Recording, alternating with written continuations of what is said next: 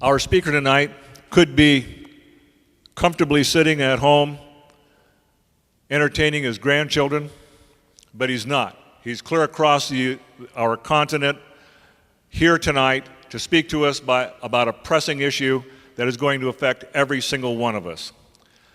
Our government is ripe for gigantic government. We have a president that's promoting it as hard as he can. Nancy Pelosi said, once we kick down this door, meaning the nationalized social health care, once we kick that door down, there's lots more legislation right behind it, meaning that the amnesty legislation is prepped and ready to go. Tonight's speaker says that enough is enough. We cannot take this any farther. He'll present a strong case against amnesty and demonstrate how amnesty will affect every single one of us. This night's presentation is part of a 40-city tour. 40 cities. That is a lot of traveling, John. 45. That he's undertaking to educate and spur action among concerned citizens and patriots like yourself. Currently, he's president of the John Birch Society. He has been since 1991, and publisher of the New American Magazine. By the way, if you're not subscribing to the New American Magazine, I'd urge you to do that tonight. He's a highly experienced public speaker.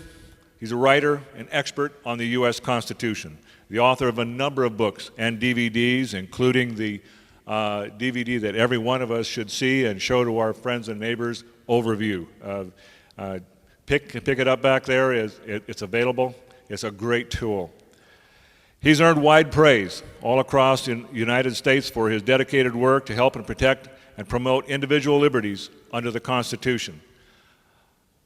I am humbled to be merely in his presence because this man has dedicated his life to restoring our great republic. I can't say enough about our speaker tonight. I'd like you to give a hearty welcome to John McManus.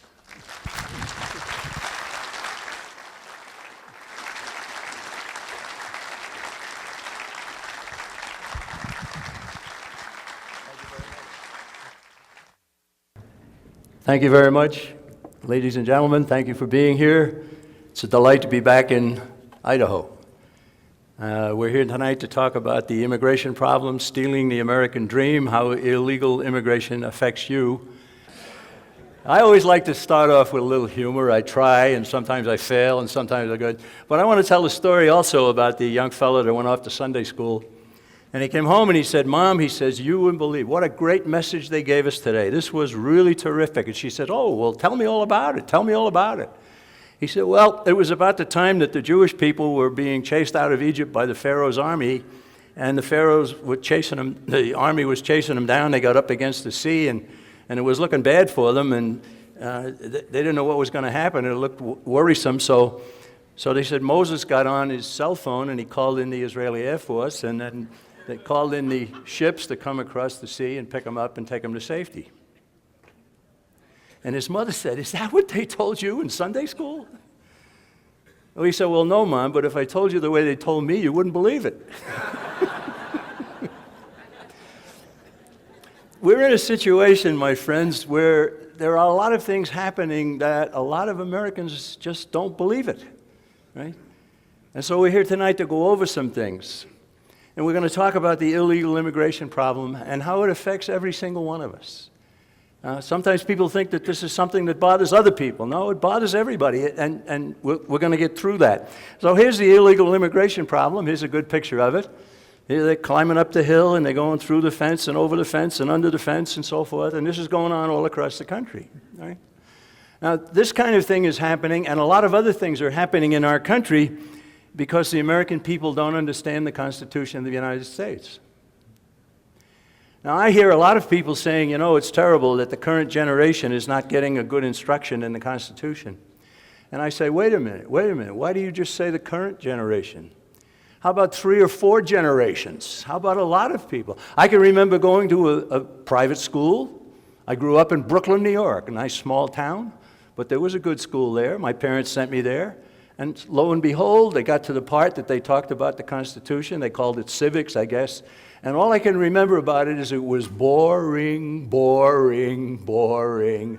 I couldn't wait till they finished, right? And I don't think that they really had an appreciation, those teachers, about the Constitution. It's going back a long time. It's been a long time since the American people understood what most basic thing you can say about the Constitution is that it limits the power of government and it lets the people be free. Very simple. If they had started off the course that I went to by saying that, I would have paid more attention maybe. But I don't think the teachers themselves understood that.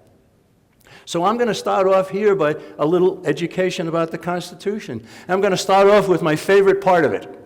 Article 1, Section 1, Sentence 1, right after the preamble. All legislative powers herein granted shall be vested in a Congress of the United States. All right, now, you're a pretty bright-looking group of people here, and I'll bet you know what the word all means. No exceptions, right? Well, if all lawmaking power is in Congress, how much of it is in the Supreme Court? But you've all heard that a Supreme Court decision is the law of the land, haven't you? How can that be? Well, the answer is it can't be. It shouldn't be, but it is. And it goes on all the time. Supreme Court handing down a decision takes on the force of law over the entire country. Many of the decisions of the Supreme Court should be, it's none of our business, it's not a federal matter, and handed back to the states and to the people themselves. Instead, layer upon layer of government has been initiated and accredited by the Supreme Court, in total violation of the very first sentence in the Constitution, right? Which there's no lawmaking power there, but it goes on all the time, doesn't it? Right? Well, how about the other branch of government? How about the executive branch? I think you've probably all heard of executive orders. Executive orders are written, the president signs it, puts it in the Federal Register, and it takes on the force of law over the entire nation, right? And it goes on all the time. I think everybody in the room has heard of the Environmental Protection Agency. How many know that that was an executive order that established it? It wasn't even a bill in Congress. And look what it has done to America. Right? Well, they also have signing statements. The president gets a bill passed by the House and the Senate, and then he's supposed to sign it or not sign it. He can veto it. That's his prerogative. But what happens is the president decides to put a little PS on it. Sometimes it's pages long, and it changes the law. And this goes on all the time as well. Now, executive orders are not always wrong. They're not wrong if they simply bind the executive branch of government or the rest of the federal government. George Washington issued executive orders, right? He said all federal employees shall have a holiday on the 25th of December to celebrate the birthday of the Lord. That's proper. But if the law bound the whole country, it would be improper. And so executive orders, if they're limited to that, are okay, but if they bind the whole country and establish law for the whole country, no. But yet we had a fellow back in the Clinton administration named Paul Begala. He had the nerve one time to say, talking about executive orders, he said, stroke of the pen, law of the land, kind of cool. Right? In other words, he's thumbing his nose at the American people and at the system of government we have. Totally wrong. Well, let's go back to my first sentence. Now you see, I've highlighted two words here. All legislative powers herein granted are vested in a Congress of the United States. Herein granted where? Herein granted in this monumental, large document called the Constitution of the United States of America. If it's not in here, herein granted, it's wrong. I defy anybody to find foreign aid in here. Education, housing, transportation, energy, medicine, right? And on you go. George Washington had 4 cabinet officials. We got 19 today. He had a Secretary of State, a Secretary of the Treasury, a Secretary of War, not Defense, and an Attorney General. That's all we need, right? We got a lot of work to do, ladies and gentlemen. We got a lot of work to do. So if it's not herein granted, then it's wrong. And the very first sentence in the Constitution, if that had been explained to me in school when I went to school a long time ago, I would have been prepared to oppose a lot of things that were happening in our country, and so would a lot of other Americans. Well, we go on to the Constitution and we see powers are given to the federal government. Article 1, Section 8 has all the powers of the Constitution, not all, but most. Congress shall have power to do this, to do that, to do that, and so on. In fact, there's 17 of them, and one of them is to declare war. Congress alone has the power to declare war. We didn't declare war in Korea. We fought that under the United Nations. United Nations flags were flying. We lost, right? Well, we stalemated, I guess we could say. Vietnam, we were there under SEATO, Southeast Asia Treaty Organization, a regional arrangement of the United Nations so named in Articles 53, 2, 3, and 4 of the UN Charter. We lost. We went to Desert Storm under a United Nations resolution. We went to Iraq in 2003 under a United Nations resolution. We're in Afghanistan under NATO. That's another regional arrangement of the United Nations. And we're not doing very well in those events, are we? Right? I have a position that I've been mouthing here and there across the country. I say, why don't we just bring them home? Why don't we just bring them home? Right? And if needed, why don't we post some of them on the southern border? Right? All right. Constitution says Congress shall have power to coin money. Does anybody see power to start a bank there? Start a Federal Reserve? What did it mean? It meant that the Congress had the power to start a mint, to shape the people's precious metals into coinage of a fixed size, weight, and purity, which they did. They started the mint in 1792. Right away, they started the mint. And it still exists. But it's not coining precious metals anymore. Sandwich coins, right? So we see that the Constitution of the United States is being just ignored, except for one place. There's one place where all the members of Congress, House and Senate, they all like this part of the Constitution. It says that they shall receive compensation for their services. They don't trash that, right? Now, the Constitution is being circumvented. And I'm going to briefly go over 10 different ways that the Constitution is being circumvented. And this is kind of a course in political science, really. They say there are incidental or implied powers in the Constitution. No, there aren't. No. There are no incidental or implied powers. The incidental or implied powers include the Supreme Court referring to the penumbras emanating from the Constitution, right? Now, I would bet that most of you have never heard the word penumbra. What the heck is a penumbra, right? Well, it's an emanation. It's a shadow that comes out of something. It's like the smell you get from the perfume that your wife or your girlfriend might be wearing. Hopefully, it's not your boyfriend who's wearing it, right? So a penumbra is not the item itself. It's an emanation from it. And they say that there are penumbras coming out of the Constitution. I've never smelled a one. They're just not there, right? But the penumbras were used to start the Social Security system in the 1930s, and the penumbras were used to start the Roe v. Wade wide opening for abortion throughout this country. Right? And the American people let them get away with it because they don't understand.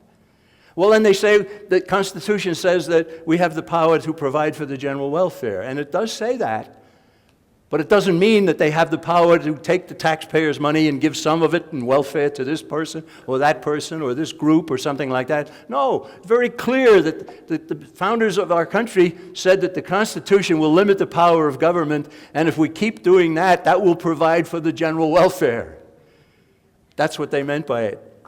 But that's not what is being... Well, then they said, we can legislate where we're not prohibited from doing so. That's probably the worst of all of the circumventions of the Constitution. The Constitution limits the power of government. It's very explicit. Congress shall only be able to do this and this and this. And they say, well, if we're not prohibited from doing something, we can go ahead and do it. That turns the Constitution right on its head, And instead of 5 or 10% of things that governments can do, it's now 90 or 95% of government powers. It's incredible. And you've got people, congressmen, and you've got senators, you've even got the heads of the Federal Reserve saying we can do what we're doing because we're not prohibited from doing it. Well, then they say the Interstate Commerce Clause, and that's in the Constitution as well. And the purpose of the Interstate Commerce Clause was to keep Maryland from taxing Pennsylvania if goods came from one state to the other, and starting a war amongst the states. And so they said, we'll abolish that by, we will regulate interstate commerce. But interstate commerce now is such that they say that a man who is growing crops for his own family and his own livestock is in interstate commerce, even though he's not in any way in interstate commerce. They say he is because if he didn't grow those crops himself, he might have to buy them in interstate commerce. And so they control the agriculture market. Then they say, well, then there's the elastic clause. Now, I can't see everybody as clearly here, but I'd like a show of hands. How many people in this large audience have ever heard of the elastic clause in the Constitution of the United States? Right? I don't see any hands. Right? All right, there's one over here. All right, there's one over there. All right, give that man a cigar. What is the elastic clause? Well, Article 1, Section 8 is where the constitutional authority is given to Congress to do this and this and this and this. There are 17 of them. 17 powers are given. We've gone over some of them. And at the 18th clause, it says, Congress shall have power to make all laws which shall be necessary and proper for carrying into execution the foregoing powers. But the congressman will say, there's a necessary and proper clause that says we have the power, according to the Constitution, to make all laws which are necessary and proper, and they stop right there. When it meant only the foregoing 17 powers. My own congressman told me that one time, and I wanted to slug him. But I didn't. I thought it was the better course not to try and get him out of office. So the elastic clause is used over and over again. There was legislation passed recently over the past few years in Congress that you had to cite the Constitution for any bill that you were entering into the mix in order to try and get it passed. And over again, the congressman was saying, well, my bill is covered by the necessary and proper clause, the elastic clause, right? What a tragedy, right? But I said there were 10. There's 5 more. They say judicial interpretation. I think everyone in the room has heard that the job of the Supreme Court is to interpret the Constitution. Wrong. That's dead wrong. It's not to interpret the Constitution, it's to obey the Constitution and to make sure other people obey the Constitution. Not to interpret it. It doesn't need interpretation. It's written in very clear English. And we can still understand it if we understand English and don't have to press 1 for English. Well, then they say that the judicial precedent is what gives us the power to do what we're doing. The court did it years ago, and so we can do it again. That's wrong. Then they say the supremacy clause. Now, not too many people have ever heard of that either. You get to the end of the Constitution, and it says that this Constitution shall be the supreme law of the land. That's the supremacy clause. Well, how do they mangle that one? Well, I'll give you an example. Down in a little community called Farmers Branch in Texas, they decided to take matters into their own hand, and they passed legislation in their community saying it shall be illegal to hire an illegal immigrant. And a federal official came over and said, no, you can't do that. This is a federal matter, and you can't have anything to say about it. And they canceled the law in Farmers Branch because of the supremacy clause in the Constitution. Let's remember that the states created the federal government, not the other way around. Right? All right, then they say people have a right to health, and a right to education, and a right to this, and a right to that, and a right to something else. No, you don't. No. What rights do you have? They're in the Bill of Rights. The Bill of Rights. What does the Bill of Rights say? Well, you have a right to speak and publish, practice your religion. You have a right to keep and bear arms. You have a right to be free from search and seizure without warrant and due process, and on you go. You don't have a right to welfare. You don't have a right to medical care. You don't have a right to education. No. According to the Founding Fathers, those are not rights. Those are things that you can go ahead and try to obtain for yourself. but you don't have a right to go to somebody with a gun in his head and say, you have to pay for that for me. No. But they do that all the time, don't they? Then they say, well, treaty law supersedes the Constitution. Now, I won't get into that deeply except to say that Madison, Hamilton, and Jefferson all said that if treaty law supersedes the Constitution, then we have no Constitution. Right? So there are ways that the Constitution is being circumvented. How many people understand that? And why not? Well, of course, the school system is not doing a very good job, but not only the public school system, the government school system, other systems as well. Right? And so it's time for American people to start understanding their own Constitution and to make sure it's being adhered to. Right? Well, we go to the 10th Amendment then. What does that say? The power is not delegated to the United States by the Constitution, nor prohibited by it to the states, are reserved to the states respectively or to the people, right? That's a marvelous piece of work right there.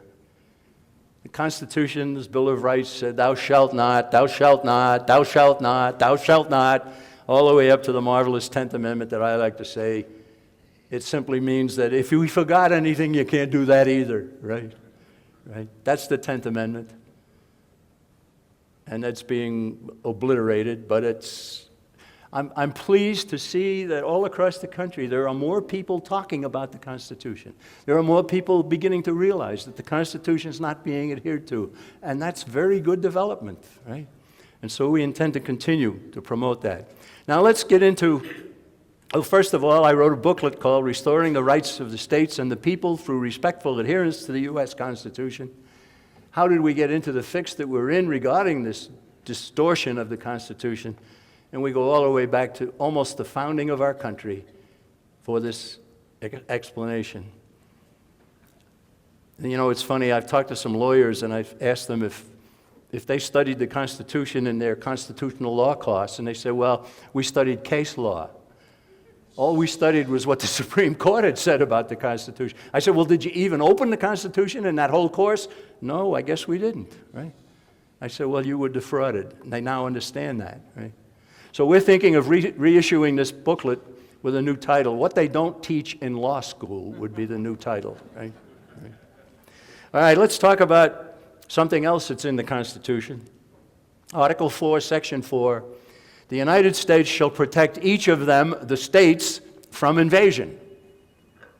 It's a responsibility of the federal government, according to the Constitution of the United States, to protect the states from invasion. Now, note it didn't say from military invasion, any kind of invasion. And if somewhere between 11 and 20 or maybe more million immigrants have come across the borders, that's an invasion, right? And it's the duty of the federal government to protect the states from invasion. They're derelict in their duty, to say the least, right? All right, what's really happening here? Now we go to Mexico City, and we see there's a magazine down there called Excelsior. And in 1982, that's almost 30 years ago, this man, Carlos Loret de Mola, he wrote, a peaceful mass of people carries out slowly and patiently an unstoppable invasion. He used the word. The most important in human history. It seems to be slowly returning the southwestern United States to the jurisdiction of Mexico without the firing of a single shot by means of a steady, spontaneous, and uninterrupted occupation. Right? I have to agree with the man. He's correct. He's right. He said that 28 years ago. It's still going on. He's in favor of it. I'm not. Right? Well, what is it that these people want to do? They want to start Aztlan. Right? They want to convert some of our southwestern states, Texas, New Mexico, Arizona, California. There are some maps of Aztlan that include Utah and Nevada. I've seen those as well. But they want these to become part of Mexico. And they mean business. Right? There are rallies all across the Southwest and in other parts of the country to send these states to Mexico. Well, I was in Texas recently, and I asked the Texans, I said, well, what do you folks think about that? They weren't too happy to hear about it. They knew about it, and they weren't happy about it. They mean to protest. So there's a cost to the American people in this. And the cost is maybe so many states. Here's another cost. There's a booklet that was put out in 2008 written by David Simcox, a 32-year veteran of the State Department. It's put out by the Social Contract Press. And they're talking about how many non-citizens, voters, and they answer their own question, enough to make a difference. You mean there are non-citizens voting in our elections in this country? Absolutely, right? How many? Well, David Simcox says as many as 2.7 million voted in 2006 elections. 2.7 million. Is that enough to swing a congressional district? A presidential race? That was in 2006. What about 2008? What about 2010 coming up? And so on. This booklet, he talked about the fact that 12% of the millions of non-citizens in California are registered to vote. They're already registered to vote. There's a cost to America in this. The states most heavily impacted are California, Texas, New York, New Jersey, Illinois, Florida, Arizona. But every state is affected, as Mr. Hart has told us. He's talked about what the cost is here. It's not as much here, not as much population, not as much immigration here, illegal immigration. But there's a cost. Well, here's the Federation for American Immigration Reform, and in 2008 they came out with this report. They said analysis based on the current estimates of the illegal alien population residing in Illinois, just Illinois, indicates that that population costs the state's taxpayers more than $3.5 billion per year for education, medical care, and incarceration. That annual tax burden amounts to about $695 per Illinois household headed by a native-born resident. Right? Now that's just Illinois. It's worse in Texas. It's worse than that in California. And it's also impacting Idaho, as we've just heard. Right? In fact, we can go and look at the annual cost to the different states for this illegal immigration problem. California, $17 billion a year. No wonder they're in hock. Right? Texas, $8 billion. New York, $5 billion, and so on. The annual cost across the country for education of children, medical care, incarceration of criminals, and so forth, $36 billion, and it continues to rise. Right? Is there a cost to America here? Yes, there is. Right? The cost of illegal immigration also includes lower wages for everyone. When the labor supply goes up, the wages go down. That's only the law of supply and demand. And we see a lot of young people trying to enter the workforce. They always start at the bottom rung of the ladder, and now there's a new bottom rung of the ladder, which is lower wages for the jobs that used to be available for people starting to work their way up the ladder. The most affected by this are American blacks. And you would think that there would be some black leaders in this country who would be very adamant and speaking out about the illegal immigration problem that is causing their own black people to suffer lower wages and maybe no jobs. Right? But they have poor leadership amongst the blacks, and so do the whites. And so do a lot of us have poor leadership. Happily, in some states, like in Idaho and even in the state of Washington. I have to confess to you, I live in Massachusetts. People say to me, how can you, the president of, how can you live in Massachusetts? And I say, well, I like to work behind enemy lines. Yes, indeed. Yes, indeed.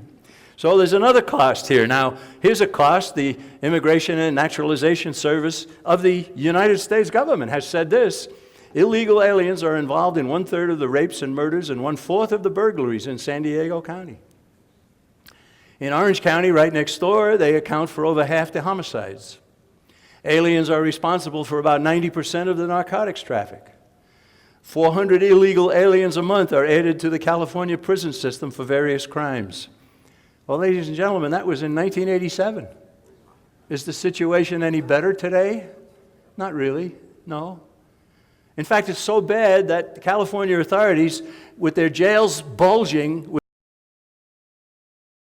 they were built to incarcerate, have decided they have no other recourse but to open the gates and let the people out.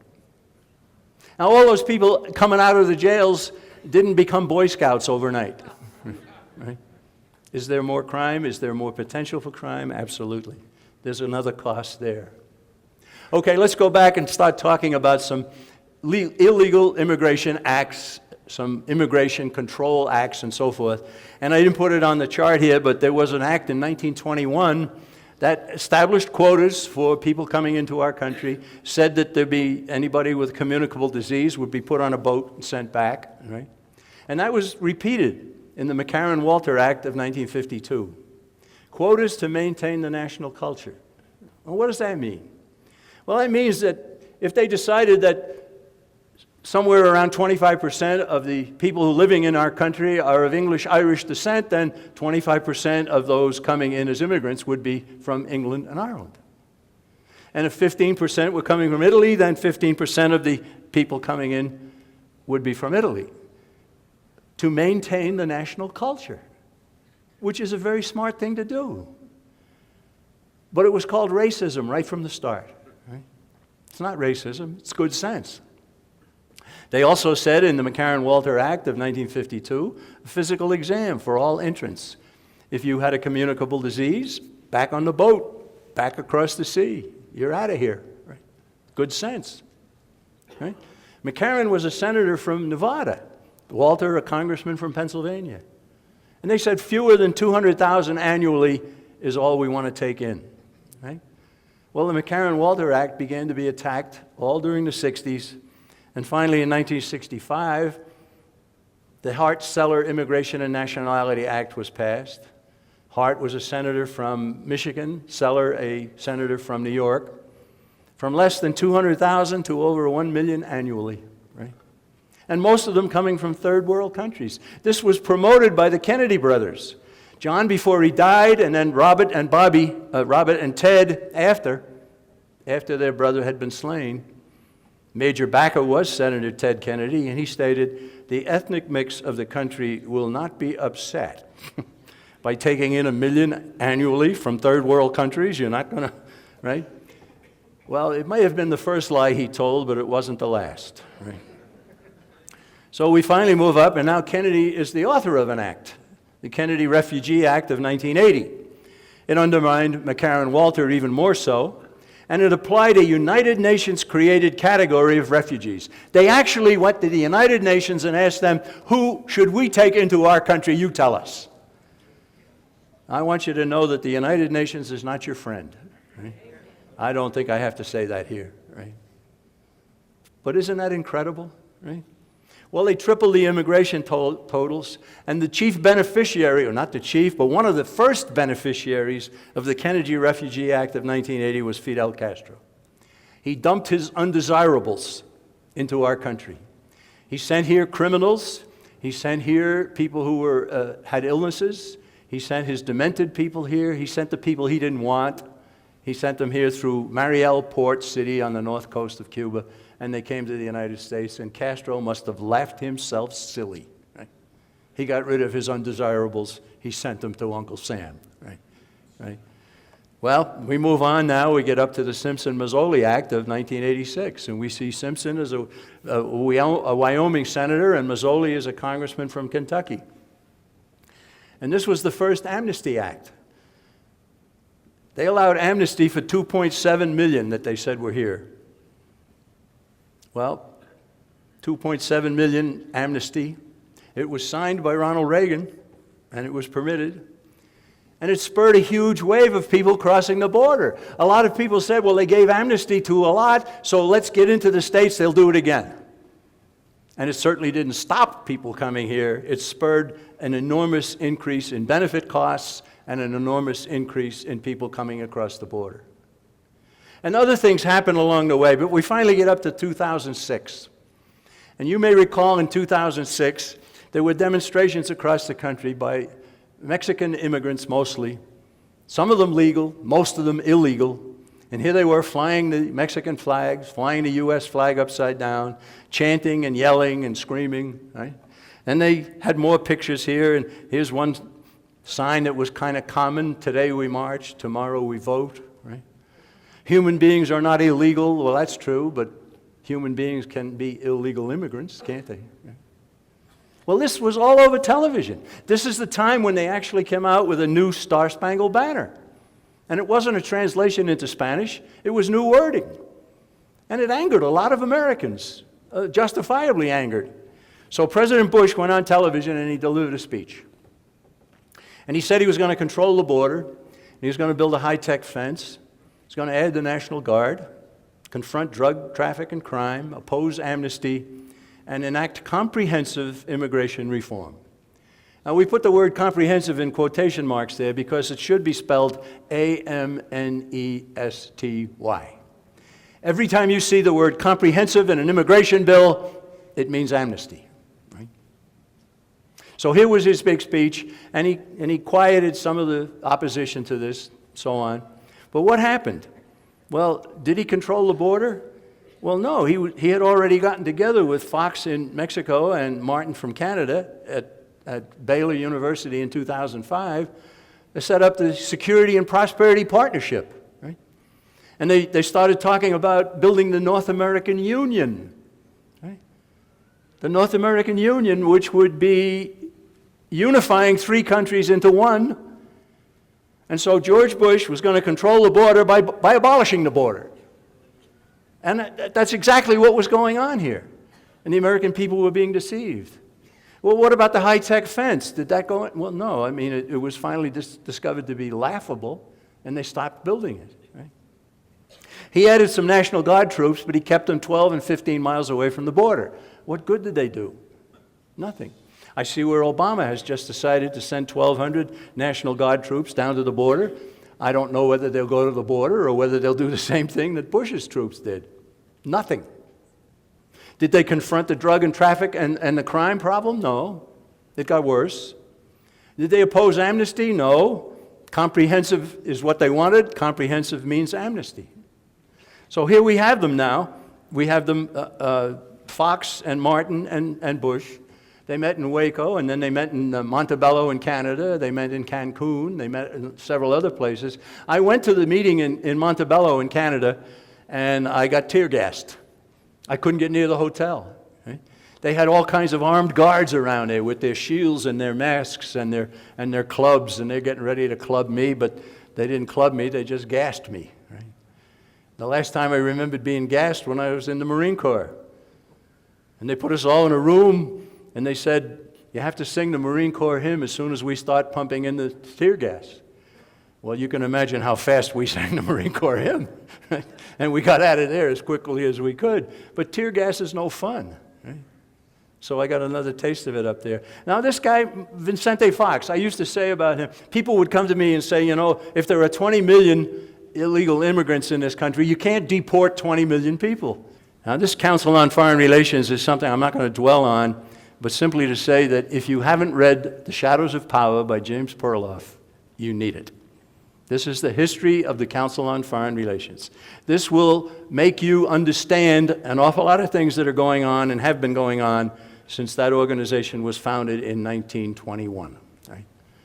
We now have about 400 members of the Obama administration in it, and we've had hundreds and hundreds in all administrations since Franklin Roosevelt.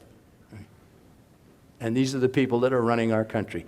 You have to know about the Council on Foreign Relations, but I'm not going to dwell on it. Now they talked about this superhighway that they want to build. And this is a map that's put out by the people promoting this. You'll see on this map, they call it the Super Corridor and the NAFTA Highway. They call it NASCO, North American Super Corridor, and so on. And what they did, they published this map. And the map showed that they intended to build a couple of ports at the southern part of Mexico and then truck all the stuff into America with a port city in Kansas City where land has already been given to Mexico to establish the port to bring all these goods. They're going to bypass our port cities in Los Angeles and Long Beach in California and the West Coast. Right? Well, happily, this has been blocked. And they started building it, but they haven't gotten much further. And our good friends in the state of Oklahoma have recently passed legislation saying if you ever get that road built, it's going to stop at the Oklahoma border.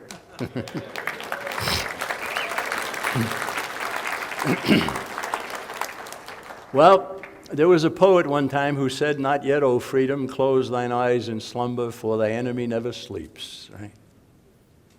So the enemy that never sleeps has now decided that they're going to start building the road in Canada and come through Montana.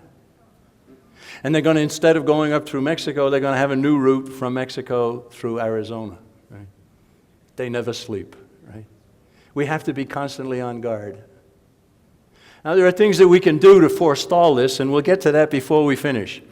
But I wanted to mention the Matricular Consular ID card, which, according to President George Bush, was okay to be used for opening up a bank account and getting a driver's license, and to take it down to the voter registration place and show the nice grandmother who's working there that you are now a legitimate voter in our country. And that's how a lot of these illegal immigrants who are non-citizens got on the voting rolls. Thank you, George Bush, right, for that, right? Well, so what happened after the demonstrations in 2006? Well, the Democrat Kennedy and the almost Republican McCain decided to come up with a comprehensive Immigration Reform Act. Again, comprehensive, which means amnesty. Right? Well, ladies and gentlemen, thanks to the opposition of many Americans across this country, led, I think, by the John Birch Society, that bill went nowhere. Right? It went nowhere.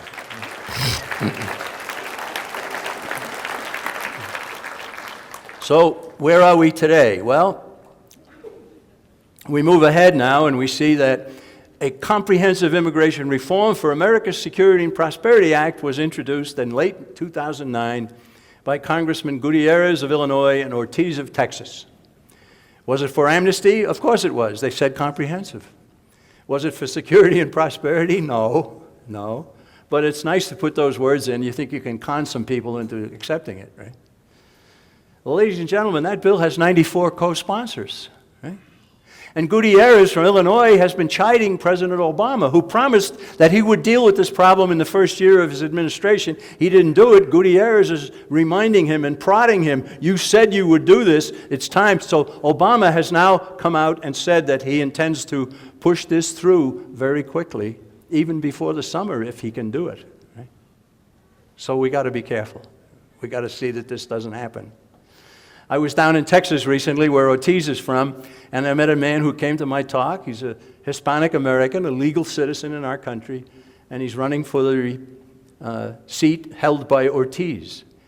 I said, you're a Hispanic American and you believe in the Constitution of the United States? Oh, absolutely. He says, I'm totally in sync with the John Birch Society. I haven't yet joined, but I probably will. He said, and I want that seat. I said, good for you, go get it. Right. Go get it, right? Over in the Senate, we have Harry Reid of Nevada, who happily is facing a little bit of opposition this year. He wants the Stronger Economy, Stronger Borders Act of 2009. Is it for amnesty? Yes. He didn't use the word comprehensive in the title, but he did in the text.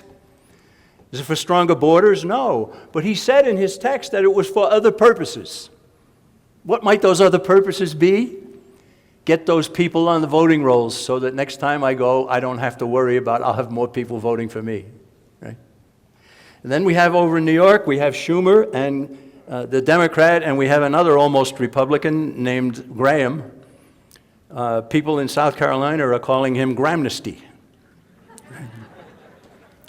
And they have a proposal that has kind of been shelved now, but it was for amnesty and a path to citizenship and an identification card, not just for illegal immigrants, but for everybody, right?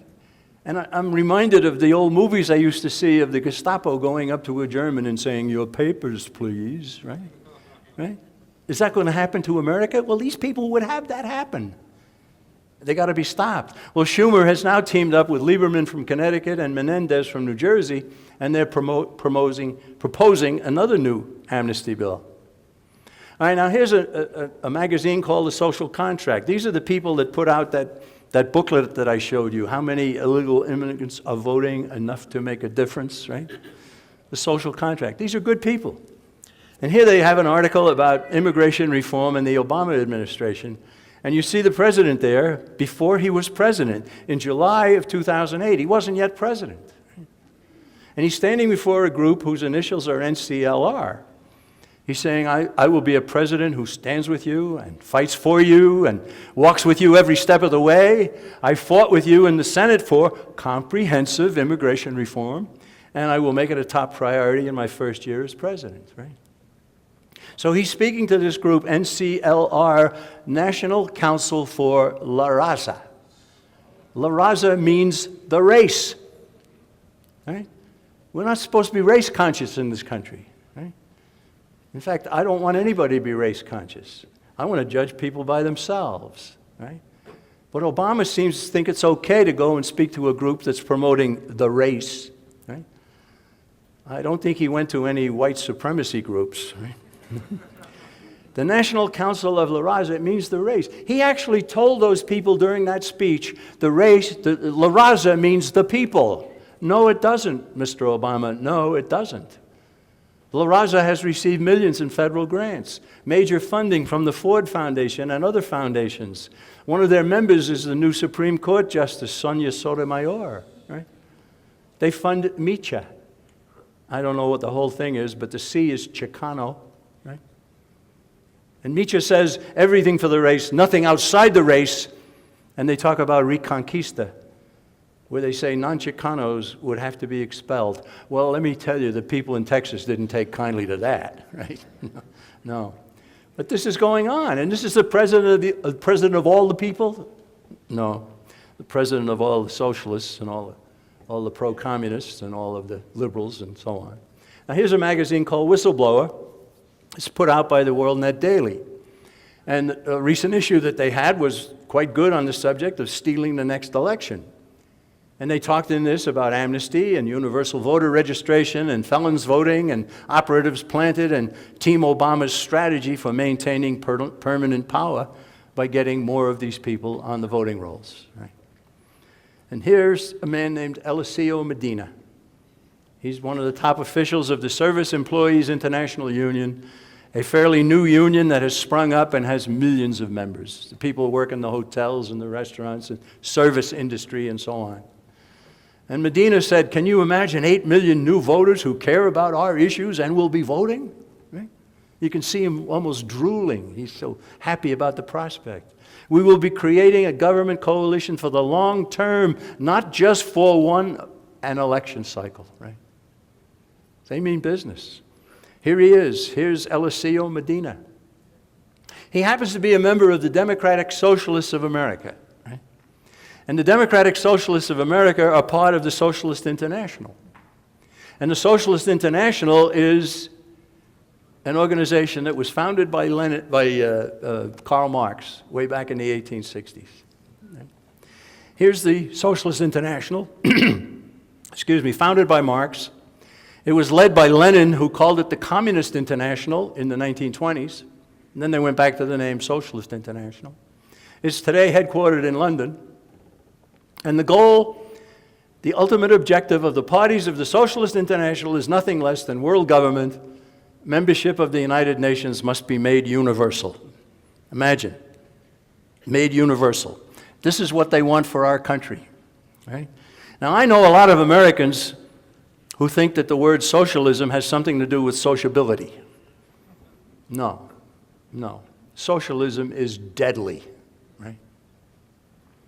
How many remember that the USSR stood for the Union of Soviet Socialist Republics, right? I remember being asked on a radio show years ago by a fellow who was kind of nervous when I first arrived, and then we got a little bit friendly as the program. And before we ended the hour, he asked me, he said, well, what's the difference between a communist and a socialist? I said, well, that's easy. A communist is a socialist in a hurry. See, a communist wants to seize power in a lightning strike, or as lightning as he can make it. But a socialist wants you to vote yourself into the condition. Now think about this. If a communist takes control of your country, he hasn't defeated the resistance.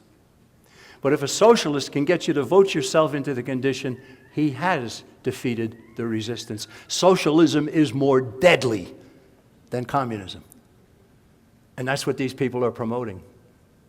And I dare say that the President of the United States is a socialist. And I dare say that many members of Congress are socialists. Only one of them admits to being so, right? That's Bernie Sanders, the senator from Vermont, right? So socialism is deadly. Go back to that booklet put out by the Social Contract Press. How many non-citizen voters?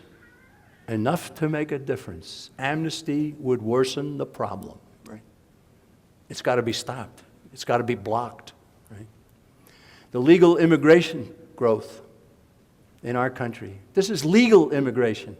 You get an idea of the changing culture. In about 30 years, Los Angeles has gone from 22 to 41%. Chicago, 12 to 25. You see the numbers for Houston and Dallas and Phoenix, all across the country. And these are legal immigrants, but they are buttressed by so many illegal immigrants. And I really am angry at having to press 1 for English anywhere, right? I hope you are as well. And we got other problems because of this immigration issue. We now see that in the last 3 years, there have been 17,000 victims of drug wars along the border, mostly along the border. Who's being killed? Journalists, police officers, elected officials, military personnel, rival drug gangsters, right? Right? That figure of 17,000 is more than 3 times the number of casualties we have suffered in Iraq and in Afghanistan combined. And I don't mean to minimize one of those, but just to give you an idea of what this means. The border is out of control. And what does it do? It spurs more refugees coming to the United States.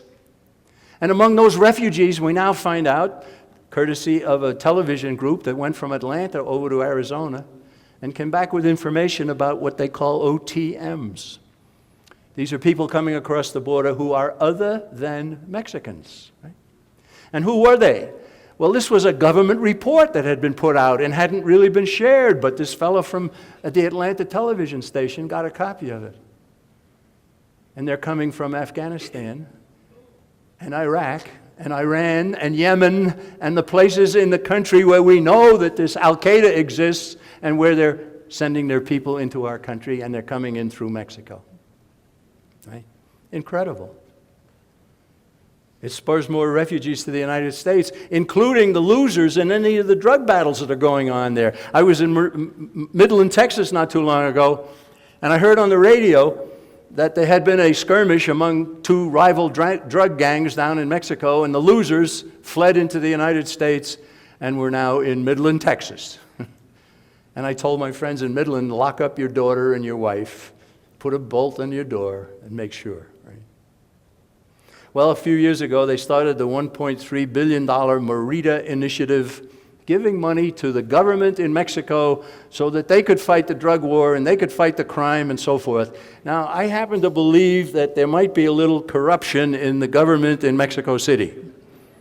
And I wonder what happened to that $1.3 billion. I don't see much effect of it. Right? Here's another problem. We now have the enemies of freedom all across Latin America, and more of them all the time. The leaders of Venezuela, Bolivia, Brazil, Ecuador, Nicaragua are linked to Fidel Castro. Right? And they hate the United States of America. They'll do anything they can to hurt us, including sending their own undesirables and maybe their own terrorists into our country. You've got this lovely fella named Hugo Chavez in Venezuela. He's quite a character, right? There was a female judge in his country who handed down a few decisions that displeased him. So he sent his goons to arrest her and throw her into a prison where there were 20 inmates of people that she had sentenced in her court. And she said, I'm afraid for my life. I can bet she is, right? I hope she's still alive. I haven't heard. But I know that that's what happened, right? So here's a happy scene. We've had a lot of hard information here. Here's a happy scene. Here's some people who have become American citizens. And they do this on the ship called Old Ironsides. It's docked in Boston Harbor. It's the wooden-hulled boat that was active during the War of 1812, not the War for Independence. Right? And the Constitution is there, and they do this repeatedly in the summertime. They get people who have come, who have assimilated, who have learned the language, who have decided that they wanted to pass the test and become citizens of the United States. And this is a happy scene. These are people who are now American citizens. And it used to be before, now I am an American. And how happy they were. And now we get people who are going through the process and say, America must adopt my ways. Right? You must adopt my language. You must teach my children in my language in your schools. You must do this, you must do that. And I have no intention of assimilating, and I want 5 or 6 states in the Southwest given back to Mexico. Right?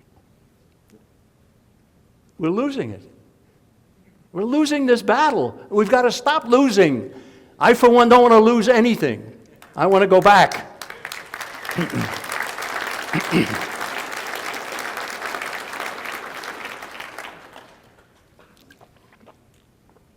I want you to know that even though I'm Irish, it's water. Illegal immigration leads to decline economically, politically, culturally. Right? I've met many Mexican Americans who are proud to be here, who are happy to be here, who came, who went through the process, and they assimilated, then they learned the language, and they passed the test, and they're now citizens, and I say, great, good for you, happy to have you here as part of our country. Right? But I don't want any illegals coming. Just consider, how would you feel if some illegal immigrant burst into your home? Ladies and gentlemen, the United States of America is your home. And millions of people have burst into it. We shouldn't have to stand for that. So what are we going to do about it? We're going to return to sensible immigration policy. We're going to allow fewer legal immigrants, and we're going to reinstate the ethnic balance. We're going to protect the border. We may even get to a point where it might be a good idea to just suspend all immigration, legal or otherwise, for a few years. Right?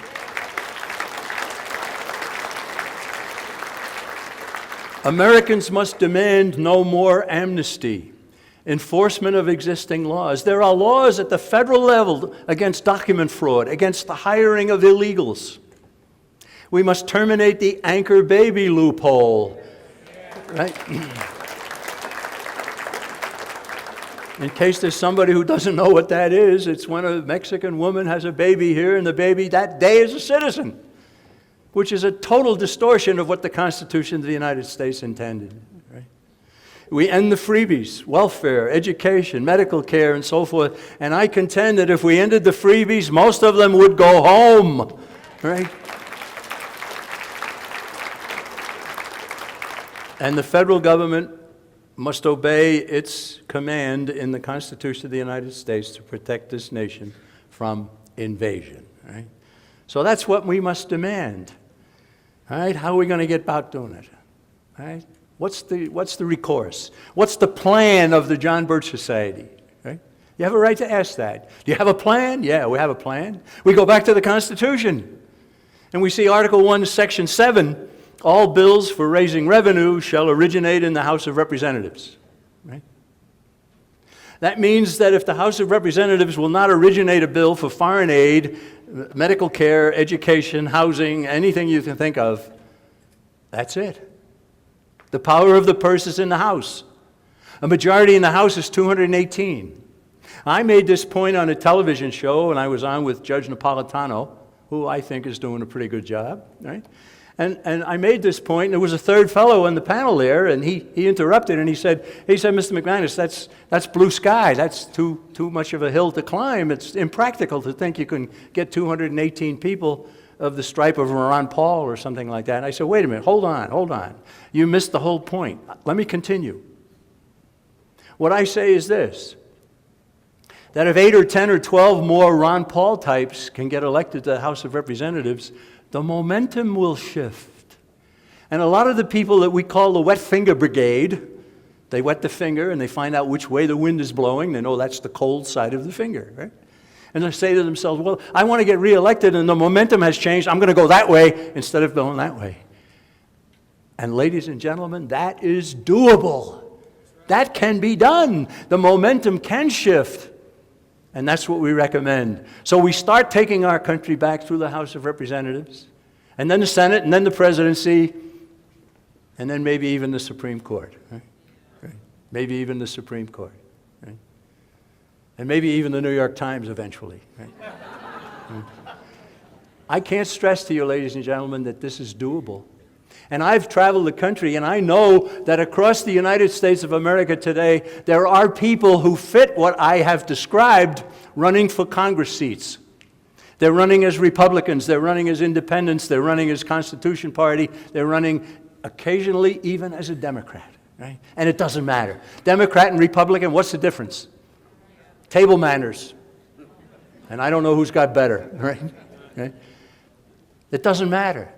I want people who are Americans, not Democrats, not Republicans, not this, not that. I want Americans. I want people who give a darn about the Constitution. And if they swear an oath to it, they mean to abide by it. Wouldn't that be nice? Right?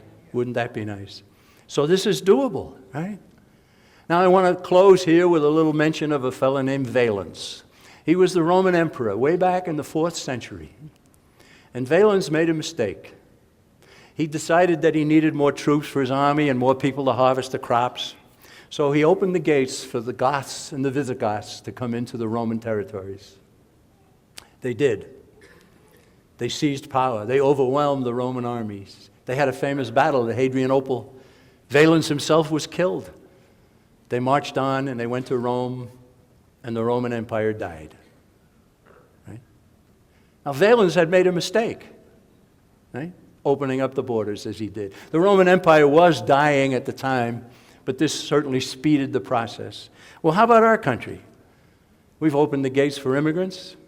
The immigrants are changing America, and here it's not a mistake. I can't emphasize that too much. Here it is not a mistake. Right? They are doing this deliberately, some of these people. They have taken power in our country. They mean to destroy the sovereignty of our country, lead us into a one-world government that they call the New World Order, and they've got to be stopped. Right? Who's going to stop them but you and me and anybody else I can reach and anybody else you can reach? Action is needed to save America. We're not conservatives anymore, no. Conservative was never defined. The Constitution is defined. We're constitutionalists. Or we're constitutional conservatives, right?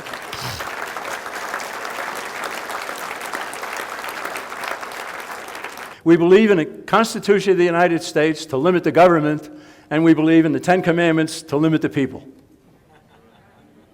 How revolutionary that is, huh?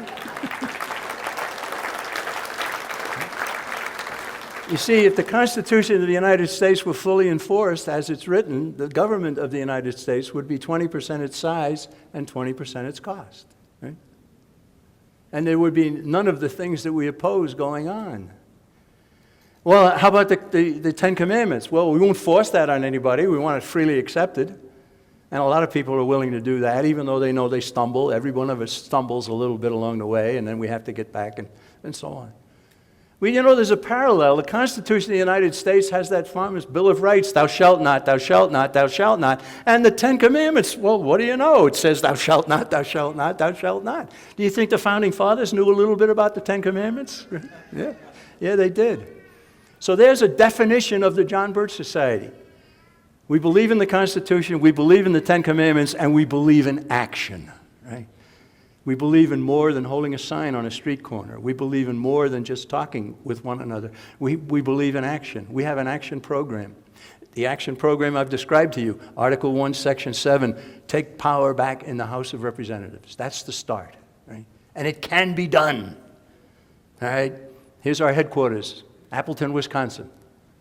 And I'm sure that photo was taken in the summertime. If it were taken in the wintertime, you might not read the letters on that building, right? But there's one building there, and there's another building in the back. You can see a second building there. And when we bought the second building, we had the good sense to build a tunnel between the two because Appleton, Wisconsin winters are interesting, right? Much more so than here, I'll bet, right? So if you're ever up in Appleton, Wisconsin, come and see us. Right? Come and visit. We'll be glad to have you and show you around and show you what we're doing there. All right, here's a couple of items. I'm not going to talk about many things. I've already talked about Jim Perloff's book, The Shadows of Power, which I certainly want to recommend to everyone. We talked in the program here about my booklet called Restoring the Rights of the States and the People through Respectful Adherence to the Constitution of the United States. And here's a new DVD that we've put out. It's got a kind of a snappy title here, Constitution See, Amnesty No. Right? That's liable to get me in trouble with a few people. That's okay. I don't mind. I don't know much Spanish. I know sí means yes. Right? Adios means goodbye, and I want to say that to some of these congressmen. Right?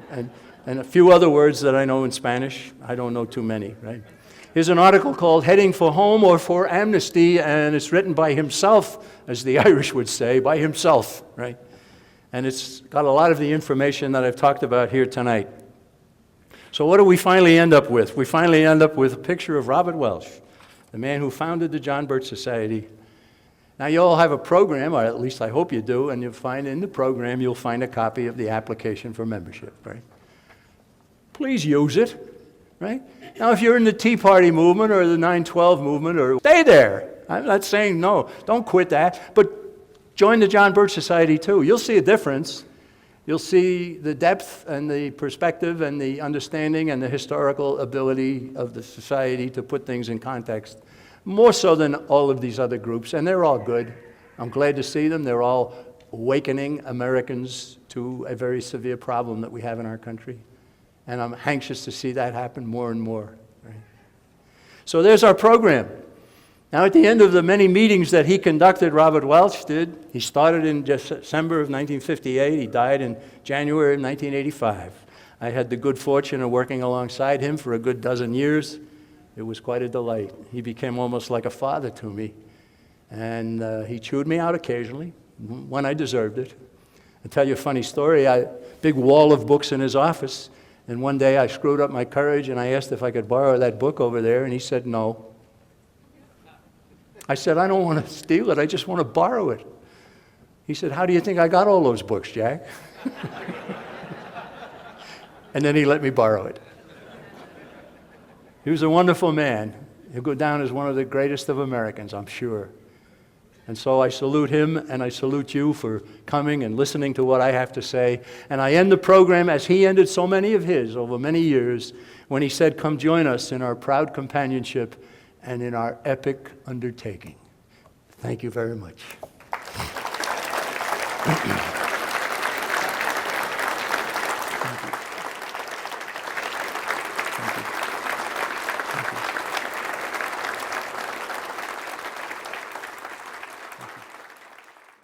What I got out of this tonight was that socialism is actually more dangerous than communism. I never thought of it that way, but the idea that we're pretty much given the rope to hang ourselves, and instead of an overnight takeover with the revolution that the communists do, we're doing it to ourselves. So I need to get that message out. It's good to see people here that are taking an interest in their country. I hope when this election comes up, we can get these people out of our government that are trying to destroy our government and our country. That's my hope. I got some good information concerning what is going on and learned more about the effect of immigration, illegal immigration, and the problems that we have there. I've known it's a big problem, but it just keeps going on, and I personally got a resolve that I must do my part to have some effect in this, and more than what I've been doing. So it's a serious issue, and I think he did a good job of presenting it. Well, I'm a member of the John Birch Society, and tonight I just realized that we as Americans have to stand up and do what it takes to stop what's going on in our country. We need to stop being just passive, and we need to go ahead and stand up for what's right in the Constitution of the United States of America for our children and for each one of us. I think John enumerated them pretty well. And we have to keep pressure on our congressmen, number one, to protect our borders. And one of the things I'm very worried about is voter registration, illegals voting, and I guess voter fraud would be the best way to put it. And it undermines the whole republic when people think they can vote themselves benefits, and particularly if they're illegal. And I'm just worried about it. It was our first meeting that we've come to. It was a very interesting meeting. We got a lot out of it. But we've been in California, lived in California for a long time, so we do see how the immigration laws are in California, and we really don't want that thing to happen coming up this way here. So, yes, it was very good.